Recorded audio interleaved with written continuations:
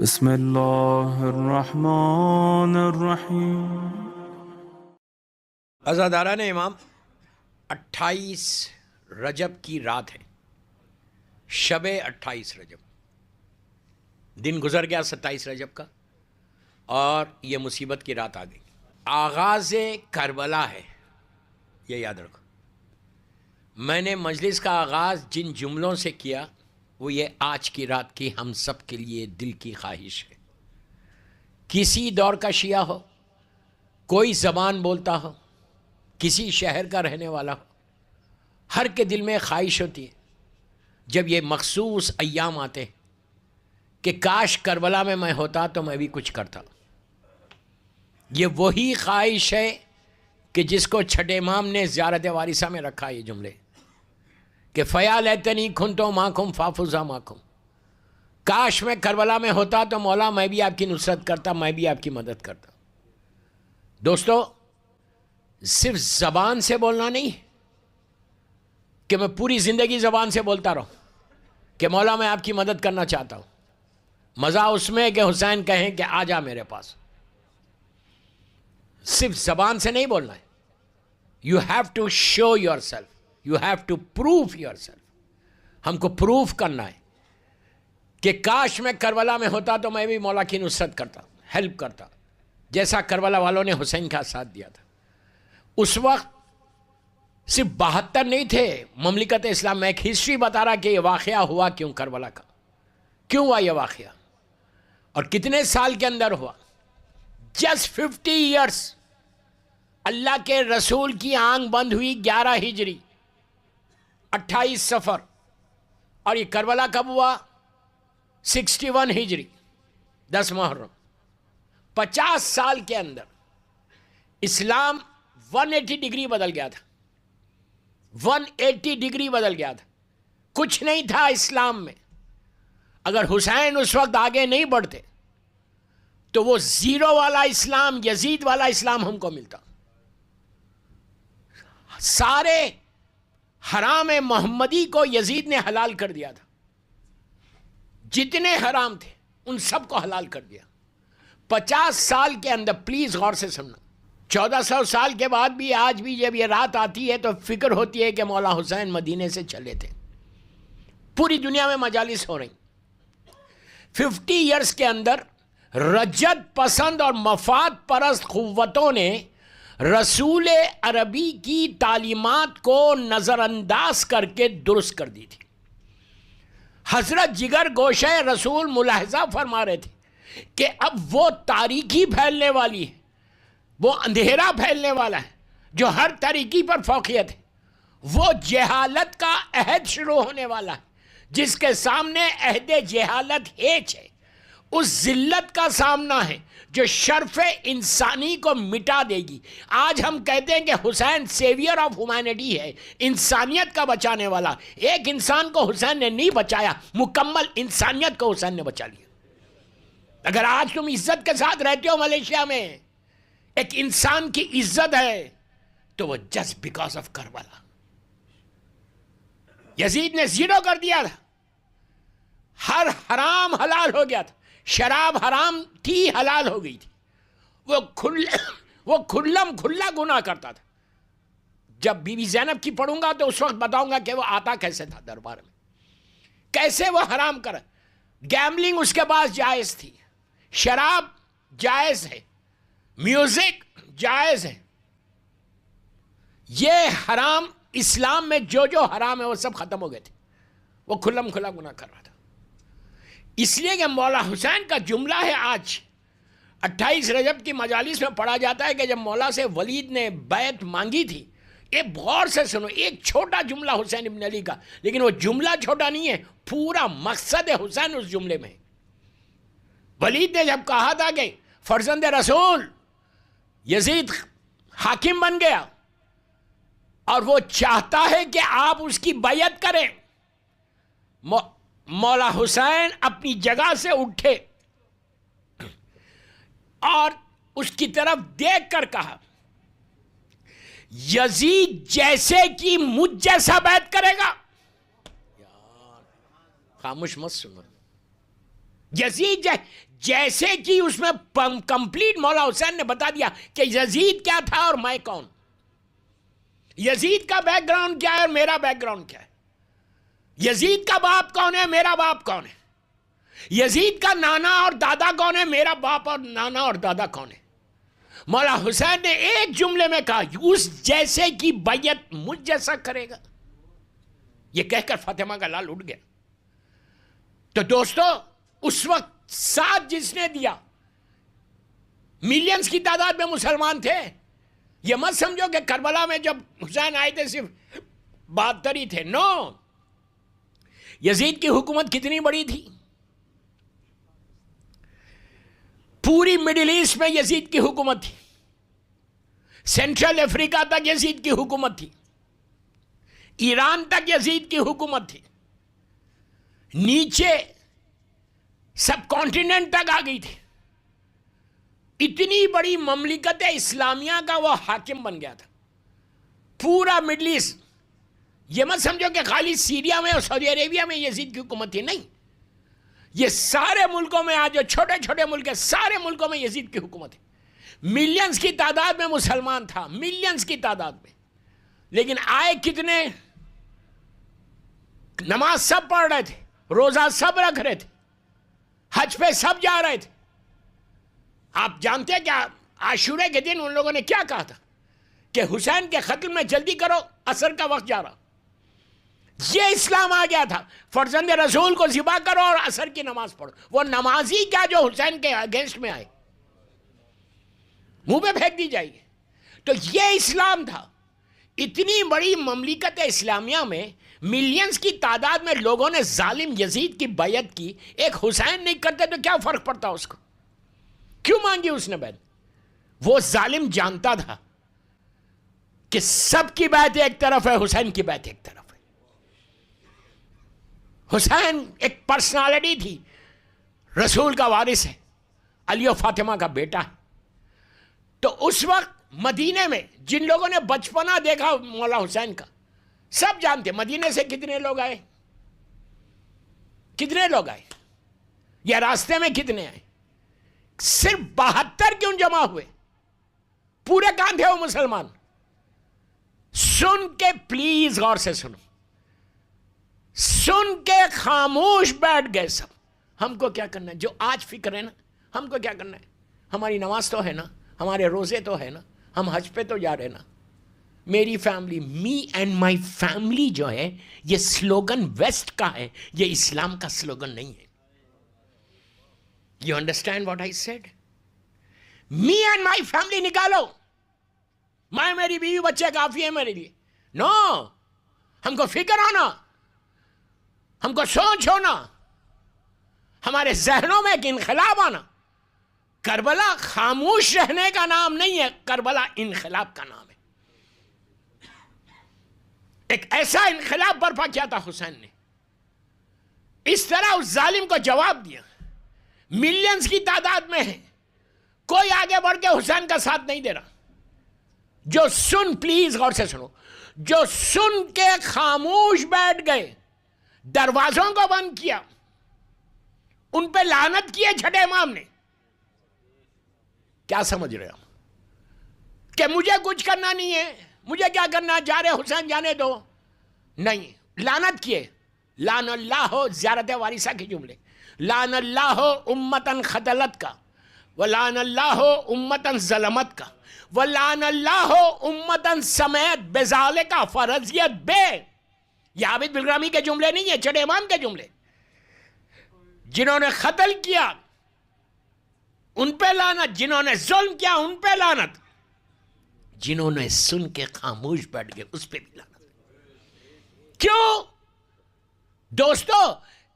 مولا حسین نے 61 ہجری میں، 60 ہجری میں جب چلے تھے مدینے سے، اس وقت اسلام ایک ایسے سٹیج پہ تھا کہ اگر اس وقت فاطمہ کا لال آگے بڑھ کر لبیک کہہ کر دین کو نہیں بچاتا، اپنی قربانی نہیں دیتا، اپنے بچوں کو ذبح نہیں کراتا، تو پھر بعد میں کوئی نبی آنے والا نہیں تھا۔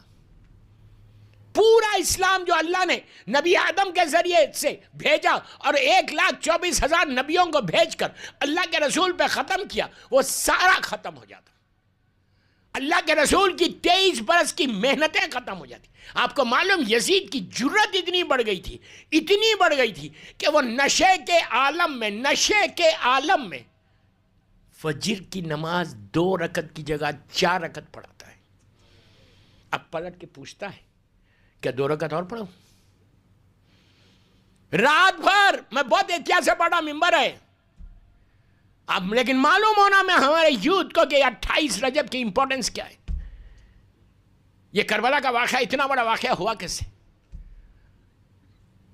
رات بھر ایک کنیز کے ساتھ گزارتا ہے ظالم، صبح میں اس کنیز کو اپنا ڈریس پہناتا، اپنا لباس پہناتا ہے، اور دمشق کی، شام کی جامع مسجد میں کہتا ہے کہ جا کے فجر کی نماز پڑھا۔ وہ عورت نماز کو لیڈ کرتی ہے، پیچھے وہ ظالمین مسلمان نماز پڑھے جن کا ضمیر مردہ ہو چکا تھا، کوئی بولنے کی جرت نہیں تھی، کسی میں ہمت نہیں تھی، کسی میں کریج نہیں تھا، کوئی بول نہیں سکتا تھا یزید کو، وہ تو حسین ابن علی تھا، اتنی بڑی حکومت سے اکیلے ٹکرا گئے، مذاق نہیں ہے، اتنی بڑی حکومت سے فاطمہ کا لال اکیلا ٹکرا گیا،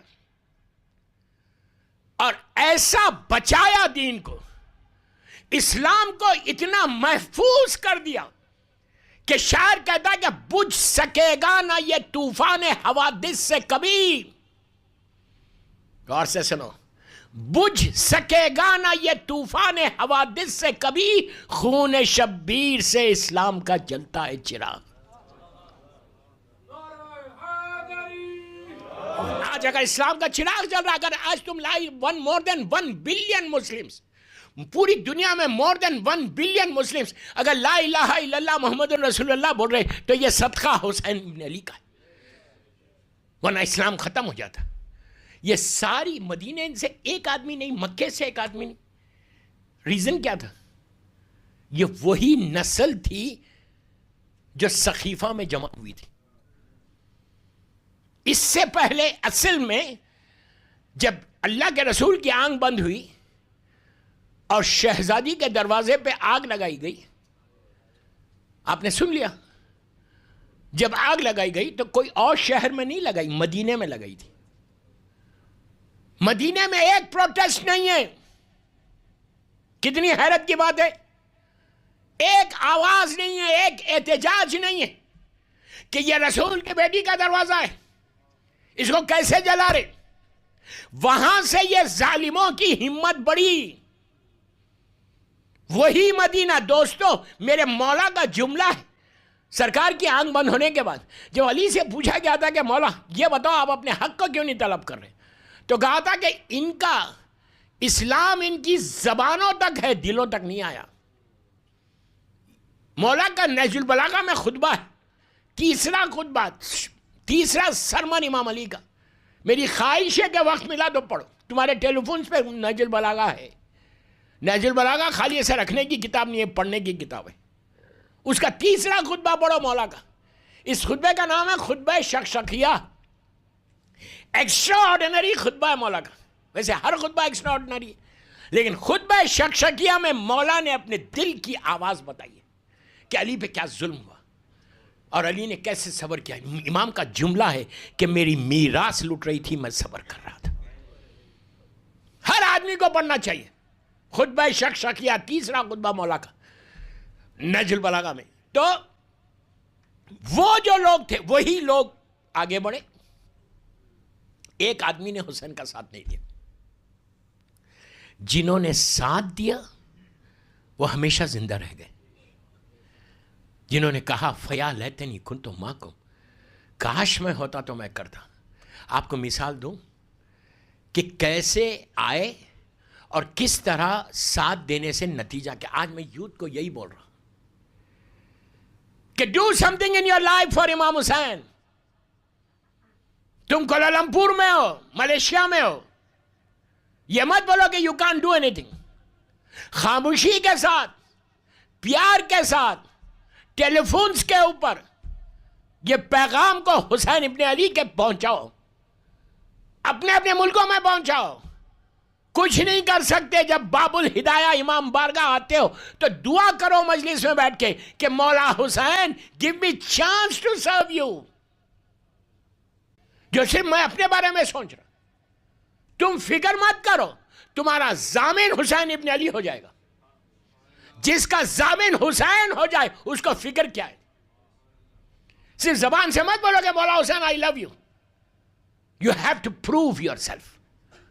میں اب آپ کو مثال دیتا کربلا کی، پلیز غور سے سنو، بزرگ کو بھی، بچوں کو بھی، لڑکیوں کو، لڑکوں کو، کہ اگر تم کام کرو گے امام حسین کے لیے تو تم ہمیشہ زندہ رہو گے. 9 محرم ہے، ابھی مصائب پہ میں نہیں آیا، 8 یا 9 محرم ہے، یزید کی پورا لشکر جمع ہو گیا، ہزاروں کی تعداد میں، 1,20,000 کی روایت ہے. شہر کے شہر ظالم نے خالی کر دیے تھے اور ہر شہر سے فوج آ گئی تھی. پوری فوج تیار ہے، رات کا وقت ہے، اندھیرا ہے، اتنی بڑی فوج میں چراغ جل رہے ہیں اور چیخ پکار کی آواز، جانوروں کی آواز، شراب پی جا رہی. ایک چھوٹا سا قافلہ، میری طرف دیکھو، ایک چھوٹا سا قافلہ 3 آدمی کا دور سے گزر رہا تھا. اگر 1,20,000 کی فوج کھڑی ہوئی ہے تو کتنی دہشت ہوگی. گھوڑ جانوروں کی آواز، ہتھیاروں کے ٹکرانے کی آواز، سب. ایک چھوٹا سا قافلہ گزر رہا سامنے سے. اس نے پوچھا، جوان تھا، 2 عورتیں تھیں، ایک مرد تھا، عیسائی لوگ تھے، کرسچن تھے. اس نے پوچھا کہ یہ بتاؤ یہ اتنی بڑی فوج کس کے لیے آئی ہے، کس کی فوج ہے؟ تو لوگوں نے بتایا یہ یزید کی، مسلمانوں کا جو حاکم ہے ظالم، اس کی فوج ہے. اس نے پوچھا کس کے خلاف آئی ہے، سامنے کون ہے؟ تو لوگوں نے کہا کہ حسین ابن علی ہے.